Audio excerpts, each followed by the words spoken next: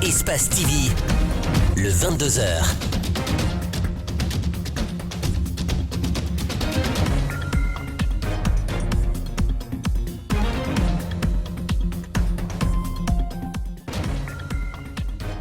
Merci de regarder Espace TV pour vous informer. Bonsoir à toutes et à tous. Bienvenue dans ce journal dont voici les principales articulations. Les travaux de la session ordinaire unique 2020-2021 de la 9e législature de l'Assemblée nationale ont pris fin ce lundi à Conakry. Dans son discours de clôture, le président de l'Assemblée nationale a salué la grâce du président de la République accordée à certains condamnés. Amadou Damaro Camara a appelé le chef de l'État à continuer d'user de son pouvoir de grâce. Le torchon brûle toujours entre Guinea Games et la Lonagui, alors que les deux parties poursuivent les pourparlers pour passer à la cession du contrat. Ce sont des parieurs qui disent douter de la capacité de la Lonagui à bien gérer l'entreprise. Vous les entendrez dans ce journal. Une colère, c'est celle des enseignants qui attendent encore le paiement de leurs primes. Ils menacent d'ailleurs d'aller en grève à partir de ce mardi si rien n'est fait pour régler les choses. C'est tout pour les titres. Je vous le disais en titre, les travaux à l'Assemblée nationale ont été bouclés pour la première session ordinaire unique de la 9e législature. Après 9 mois d'intenses travaux, les députés entrent en vacances parlementaires.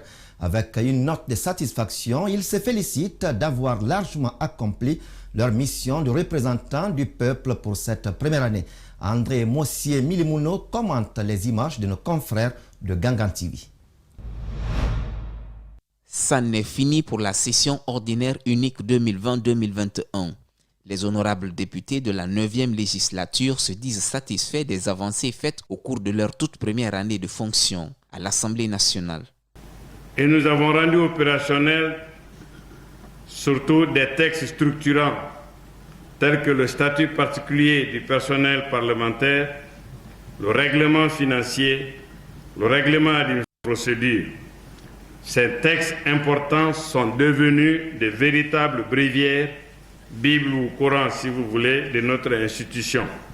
Les administrations seront désormais tenues par plus de transparence, plus de lisibilité et donc à plus de responsabilité dans leurs pratiques budgétaires et comptables. Plusieurs lois ordinaires et organiques ont été votées par les parlementaires guinéens durant ces 9 mois de travaux. L'institution parlementaire a également renoué le partenariat avec plusieurs autres institutions sous-régionales et internationales. Il faut signaler pour s'en féliciter la politique de la diplomatie parlementaire très active que vous avez établie depuis votre installation et qui a amplifié le rayonnement sous-régional au sein de la CEDEAO, régional au sein du Parlement africain et international au sein de l'Union interparlementaire, de notre Assemblée. Certains députés, notamment ceux de l'opposition, se disent satisfaits de la qualité des débats qui ont marqué cette session. Selon eux, seul l'intérêt du peuple a primé. Nous partons nous reposer, mais ce n'est pas un repos ordinaire dans la mesure où nous retournons dans les villages, les préfectures et les sous-préfectures, profiter de ces vacances pour rendre compte aux populations qui sont nos mandants. Une fois que la loi est mise au débat, les gens oublient leur provenance politique pour se focaliser sur le contenu de la loi. Ça, c'est extrêmement important. Amadou Damaro Camara a invité l'ensemble des élus du peuple à plus d'engagement et d'efforts lors de la prochaine rentrée, prévue en octobre 2021.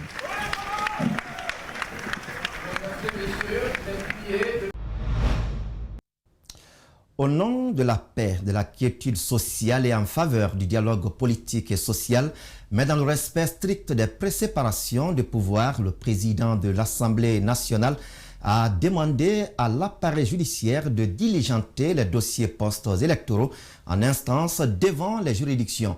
Amadou Damaro Camara, qui a salué d'ailleurs les efforts de grâce du président de la République, l'a aussi invité davantage à user de son pouvoir de grâce pour les autres détenus après bien sûr leur procès. On le suit. Monsieur le Président de la République, je ne suis donc pas surpris par votre sens du pardon.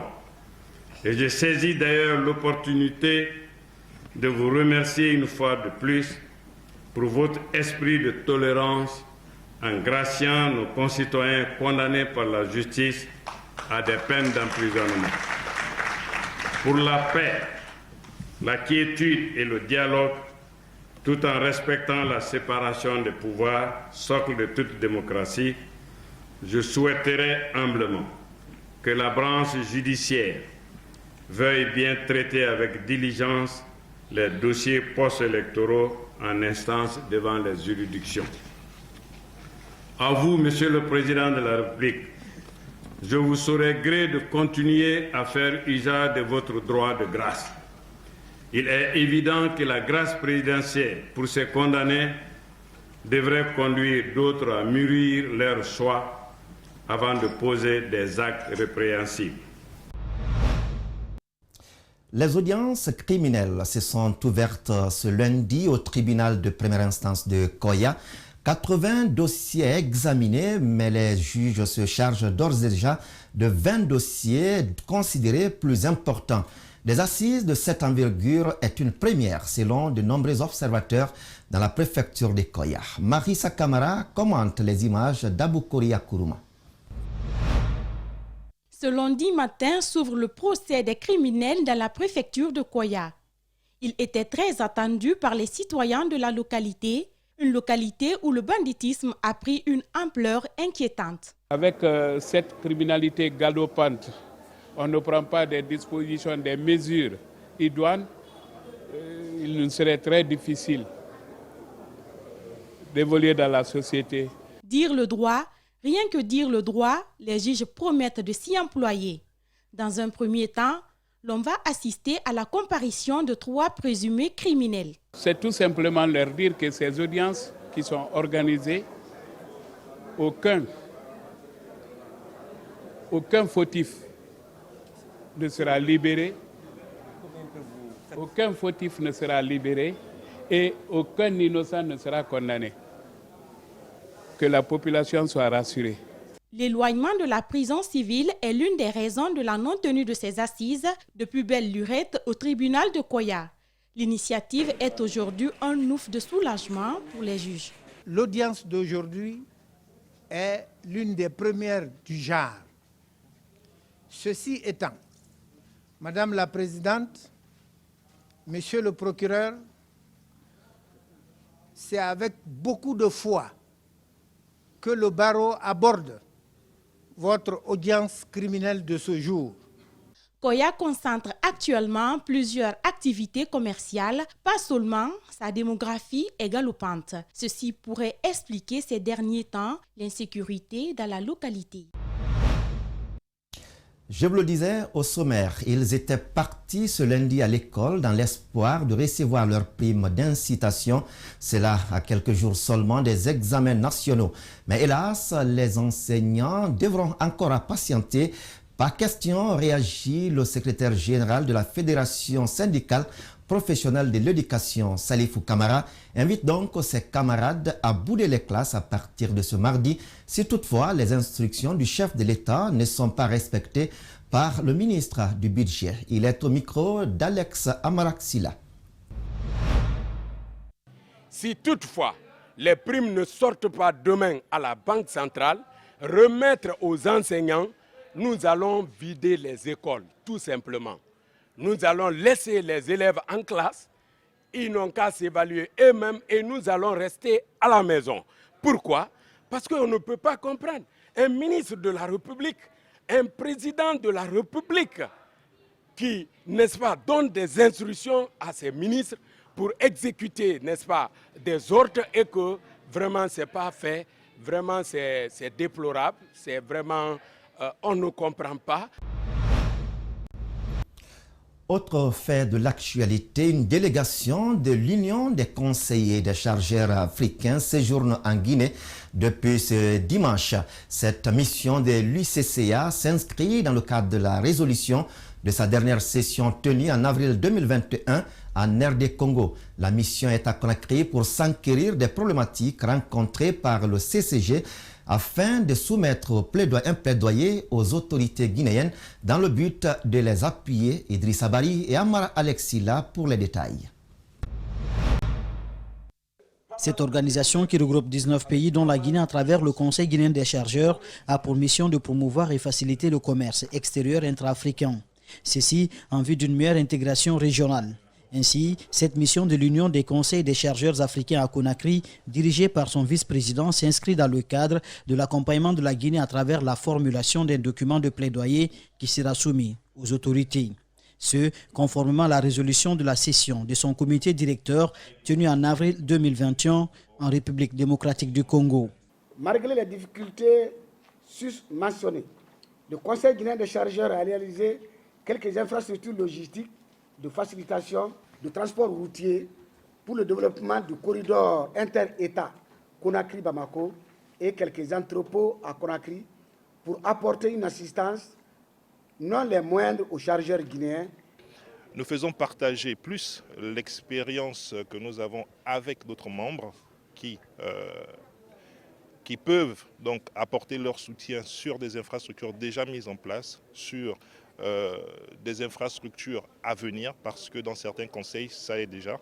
Cette visite est aussi une opportunité d'échange d'expériences entre le Conseil guinéen des chargeurs et ses homologues des autres pays membres présents dans cette délégation de l'UCCA. Depuis le 1er janvier de cette année, l'Afrique est entrée dans sa phase active de la zone de libre-échange continentale. Les conseils des chargeurs des États africains ont un rôle déterminant à jouer dans la réussite de la ZLECAf, précise le vice-président de l'UCCA. Disons que la ZLECAf déjà vise, le renforcement du commerce intra-africain, l'échange entre les pays. Ça veut dire donc que les conseils de chargeurs sont au cœur de cette problématique. Parce que le rôle des conseils de chargeurs est dans la facilitation des opérations d'importation et d'exportation d'un pays. Donc c'est la raison d'ailleurs pour laquelle, au niveau du secrétaire général de la ZLECAf, l'UCCA est considéré comme membre, comme partie prenante dans cette mise en œuvre. Après les échanges, la délégation de l'UCCA a été reçue par le ministre des Transports. L'occasion a été mise à profit par le vice-président de cet organe pour remettre le document de plaidoyer à Mohamed Keïta. Il a promis de veiller à la mise en œuvre des recommandations contenues dans ce document.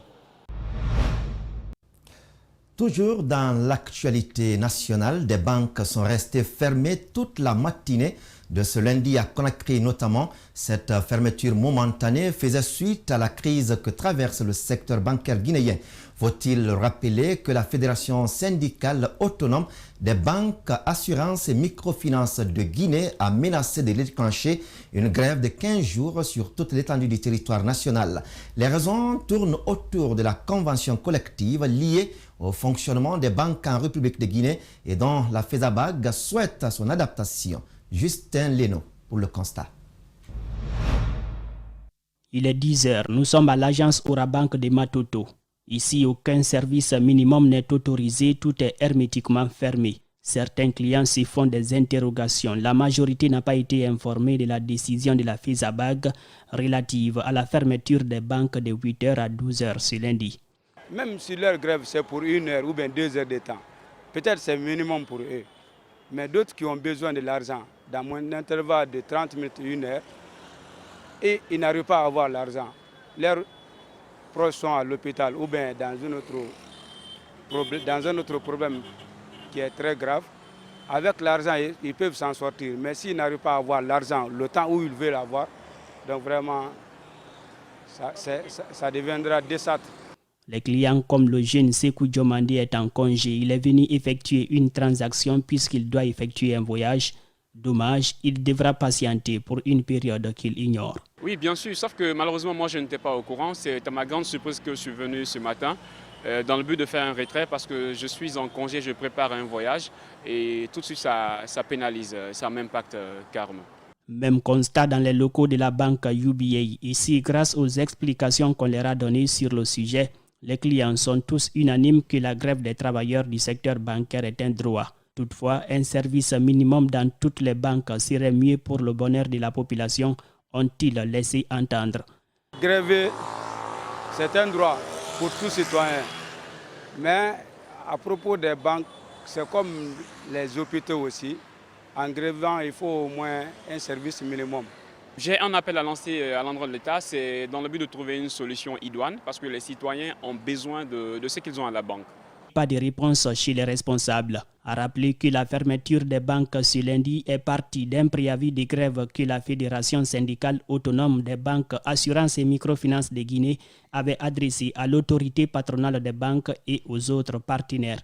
Un préavis relatif à la convention collective du secteur bancaire guinéen mise en place depuis 1993 et révisée qu'une seule fois en 2004 et dont la FESABAC souhaite son adaptation au contexte actuel.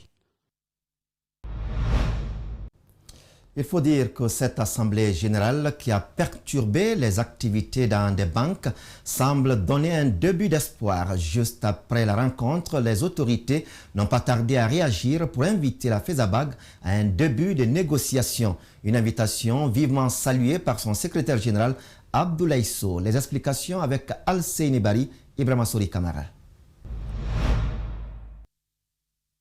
Dès l'entame de l'interview, le secrétaire général de la Fédération syndicale des banques et assurances de Guinée précise qu'il ne s'agit point d'une grève, mais d'une assemblée générale de toutes les banques. Pour lui, c'est une démonstration de force que sa structure vient de prouver, car ce mot d'ordre a été suivi à la lettre. C'est une victoire de la FESABAC. Elle a fait une fois encore une démonstration de force à la face des Guinéens. C'était juste pour informer les travailleurs du contenu de notre préavis de grève qui court à partir du 1er juillet jusqu'au 15 juillet. Date à laquelle, si on ne se comprend pas, on est obligé d'aller en grève. Ces banquiers réclament la révision de la convention collective initiée en 1993 et révisée en 2004. Une convention qu'ils souhaitent adapter aux conditions de vie des travailleurs. Nous souhaitons que la convention soit adaptée au contexte actuel en termes de rémunération, en termes de prise en compte des diplômes, en termes de salaire de base, en termes de primes de logement. Vous savez, les logements évoluent, en termes de primes de panier. À l'issue des assemblées générales et le dépôt du préavis de grève, la FESABAC a été invitée à la Banque centrale pour entamer des négociations. Donc la Banque centrale nous a appelé à l'inspecteur général qui va nous envoyer un courrier dans les heures qui viennent pour que nous puissions nous asseoir, discuter avec un arbitre. Parce que nous ne sommes pas arrivés à nous comprendre. Mais avec l'arbitre, on pourra nous comprendre. Donc, et l'inspection générale du travail et la Banque centrale, ils sont mobilisés pour que nous puissions trouver une solution paisible. Pendant ce temps, Abdoulaye Sow demande à ses troupes de rester mobilisées, car selon lui, s'ils ne s'entendent pas, ils vont déclencher une grève générale et illimitée à partir du 15 juillet 2021. Entre les gestionnaires de Guinea Games et la Loterie nationale de Guinée, les lignes ne semblent toujours pas bouger parce que depuis quelques jours, les pourparlers sont en cours. Selon la Lonagui, Antonio Soare n'est plus actionnaire ou dirigeant de la société Guinea Games. Elle soutient par ailleurs que le démissionnaire de la Fédération guinéenne de football a cédé la totalité des actions dans Guinea Games depuis septembre 2016.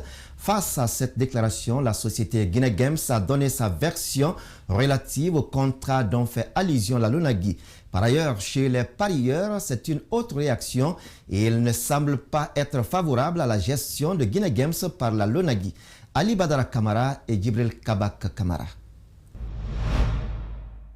Environ 10 000 employés de Guinea Games risquent de rendre compte à la Loterie nationale de Guinée. Selon son communiqué du 2 juillet, la Lonagui a informé l'opinion nationale des discussions qu'elle a entamées avec la société de Guinea Games pour finaliser le plan de cessation des jeux pour le non-renouvellement de son contrat, précise-t-elle. Dans ce communiqué, la Lonagui précise que M. Soare n'est pas actionnaire ou dirigeant de la société de Guinea Games. Il estime qu'Antonio Soare a cédé la totalité de ses actions depuis septembre 2016 et l'acte de cession a été notifié à la Lonagui et aux organismes intéressés par la cession. Suite à ce communiqué, la société de Guinea Games a aussi donné sa part de précision relative aux 10 contrats. Le présent contrat est renouvelable par tacite réduction, sauf dénonciation au cours de sa validité, liée au manquement des obligations par l'une des parties et annoncé 3 mois avant la fin du contrat. Aujourd'hui, de par ses actions, la société de Guinea Games est implantée dans toutes les régions du pays, avec près de 10 000 emplois directs composés de salariés, concessionnaires, franchises et sous-traitants et 50 000 emplois indirects. Ces parieurs sous anonyme doutent déjà de la capacité de gestion de Guinée Games par la LONAGUI.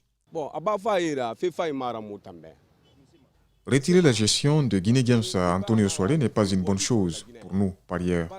Parce que depuis qu'il a commencé le jeu, il a aidé plusieurs jeunes.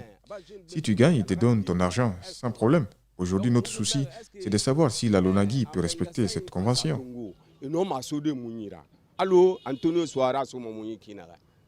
Cet autre parieur ne cache pas sa colère face aux démarches de la Loterie nationale de Guinée.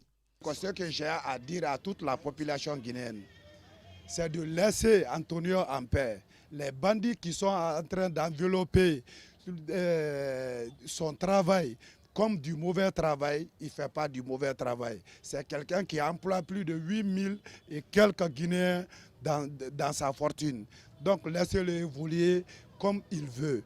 Pendant ce temps, selon un autre communiqué de la LONAGUI, les discussions se poursuivent avec les cadres de Guinée Games qui devraient aboutir à la reprise possible de l'entreprise par la LONAGUI. Campus Atlas, cabinet de conseil en orientation scolaire, en collaboration avec l'École supérieure Sopra School of Management, annonce une journée porte ouverte pour informer les futurs bacheliers des opportunités d'études supérieures au Maroc. La rencontre s'est tenue ce samedi à la Maison des Jeunes d'Équipé en présence des parents d'élèves. Guéné Bemba Koulibaly, Ibrahima Souri Souma pour le compte-rendu. Super H est une école de management basée à Casablanca au Maroc. L'établissement a une capacité d'accueil de plus de 1000 étudiants qui reçoivent 14 nationalités venues de plusieurs pays africains. Super H est en collaboration avec l'ESG. Elle offre un parcours de 4 ans, 3 ans au Maroc et 1 année au Canada, avec à la clé un diplôme 100% canadien, le tout avec des frais d'études 5 fois moins chers. Super H est également en partenariat avec l'ESCO3, qui offre un parcours suivant, 2 ans à Casablanca et 3 ans en France.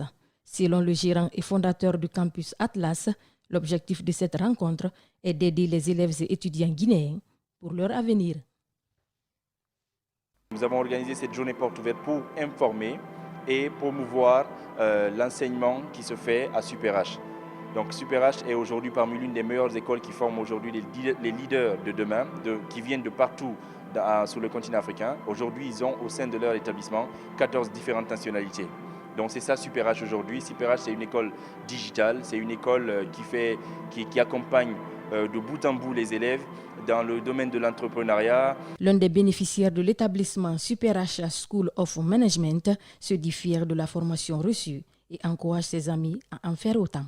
Ce que je veux leur dire, c'est de faire ce qu'il faut, c'est d'être persévérant, d'être sérieux dans ce qu'ils font et que s'ils ont l'opportunité de partir et que les parents mettent le prix pour qu'ils partent, c'est d'être sérieux, c'est de se donner à fond parce que si tu peux aller avoir des notes, mais le plus important c'est ce que tu gardes en tête. Ces élèves venus des différents lycées de la capitale ont salué la pertinence du débat et souhaitent avoir la même formation. C'est quelque chose d'important pour les élèves et les étudiants et je pense que tout le monde devrait y passer pour apprendre parce que c'est très bénéfique.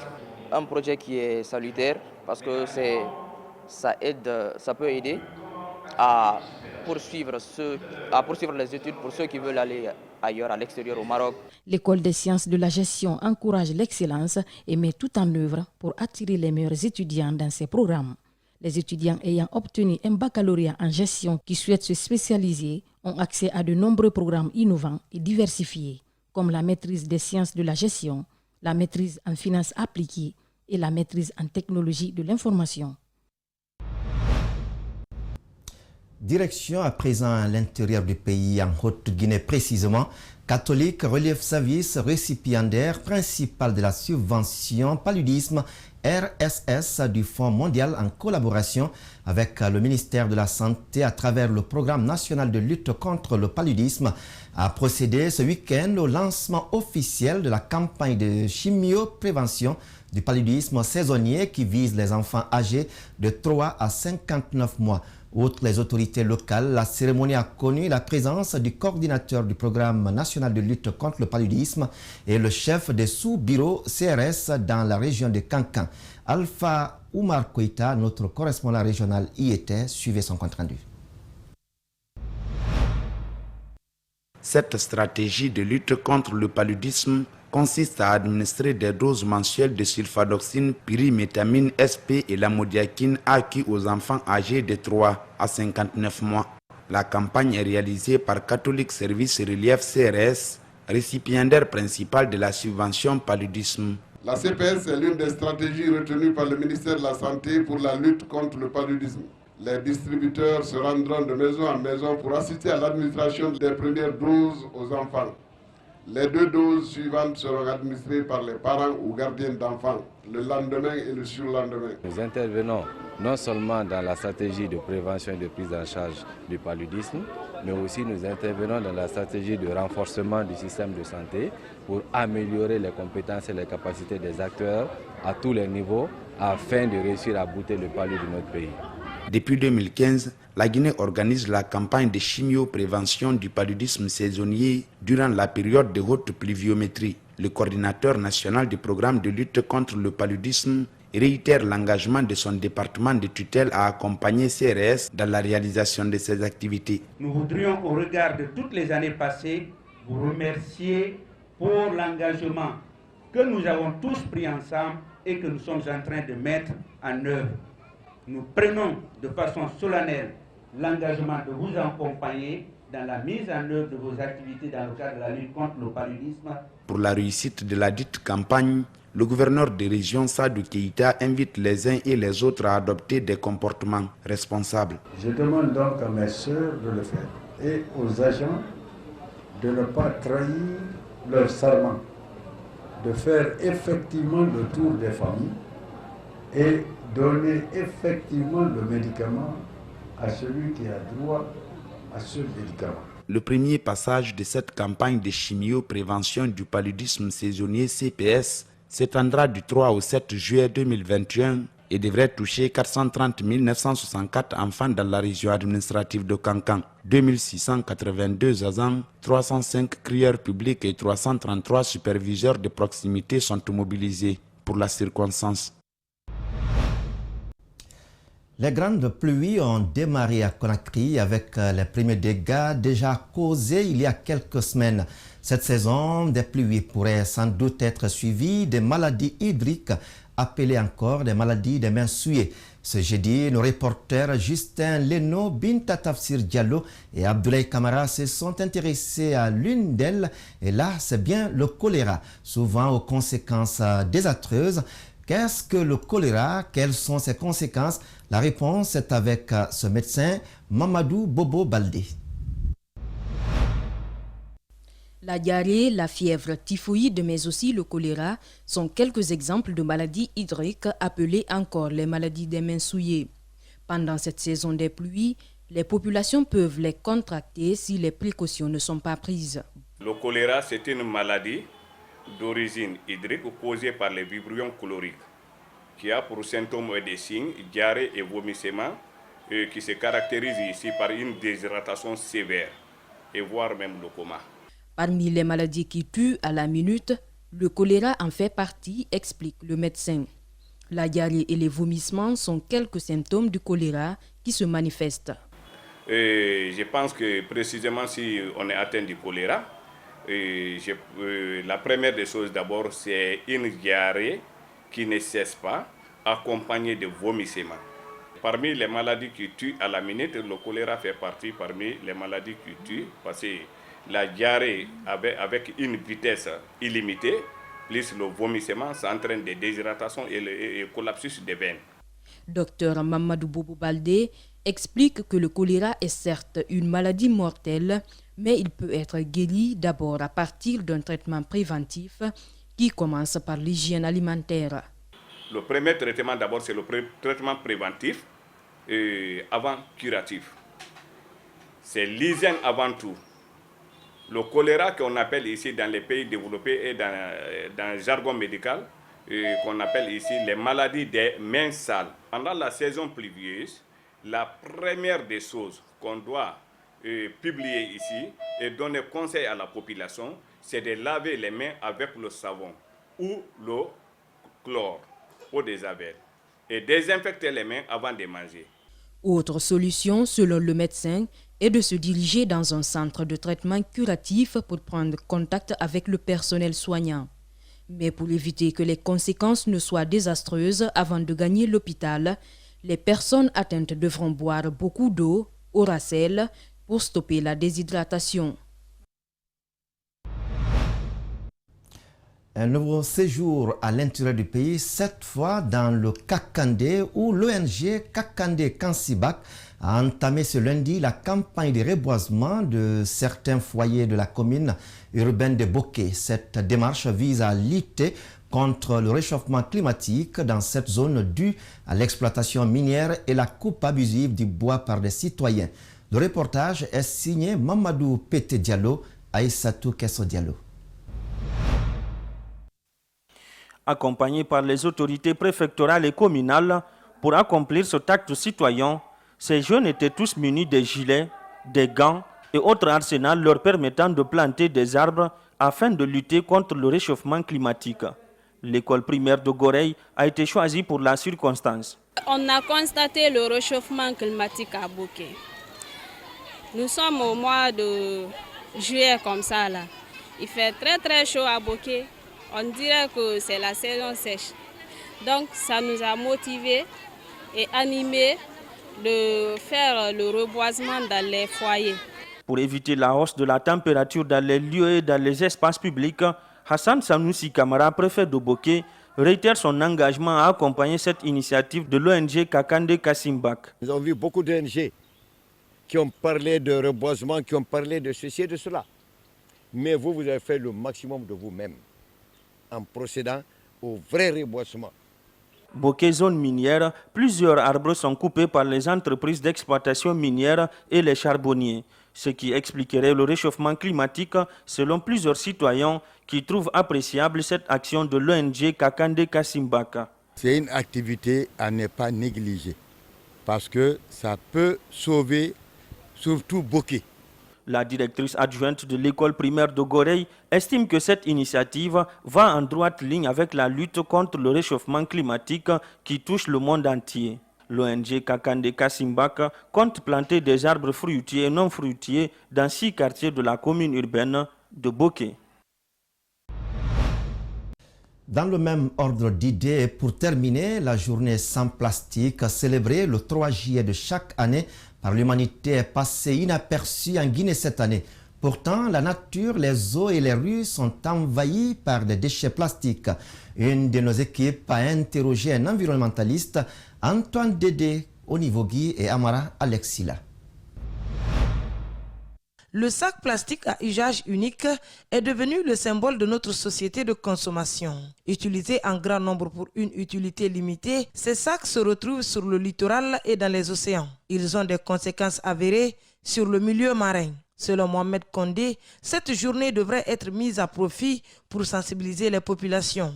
Et la fabrication d'un sac plastique ne dépasse pas 1 seconde et l'utilisation au minimum de 20 à 30 secondes. Et vous conviendrez que la durée de la biodégradation des sacs plastiques peut durer de 100 à 400 ans et voire même jusqu'à 500 ans. Vous voyez? Et donc, ce qui veut dire systématiquement qu'il faut une prise de conscience. Il faut le réveil des consciences collectives. Certains pays ont d'ores et déjà interdit les sacs plastiques sur leur territoire. Le président de la structure ADE invite les autorités à emboîter le pas. Nous préférons qu'il y ait l'interdiction de l'utilisation des sacs à plastique. Cette décision doit être prise maintenant et sans retardement. Parce qu'aujourd'hui, vous conviendrez, comme je l'ai déjà signalé, il y a des sacs plastiques qui sont utilisés et qui vivent encore dans des déchets ou même dans nos océans de plus de 200 à 400 ans. Conscient de cette problématique, Mohamed Kondé entend prendre des mesures à travers son ONG pour réduire les risques. Donc nous nous sommes dit qu'il faut d'abord passer par la sensibilisation. Et cette sensibilisation, il faut pour l'instant se focaliser sur la population elle-même et les faisant comprendre les effets liés à l'utilisation des sacs plastiques. Certaines ONG environnementales prennent le plus souvent 2 ou 3 jours par an pour nettoyer les rues. Pourtant, les plastiques n'attendent pas ce jour-là pour suer la nature. Voilà qui met fin à cette édition d'information. Tout le plaisir a été pour toute la rédaction de Espace TV, mais aussi de la technique de vous servir. On se retrouve demain à 22h. Au revoir.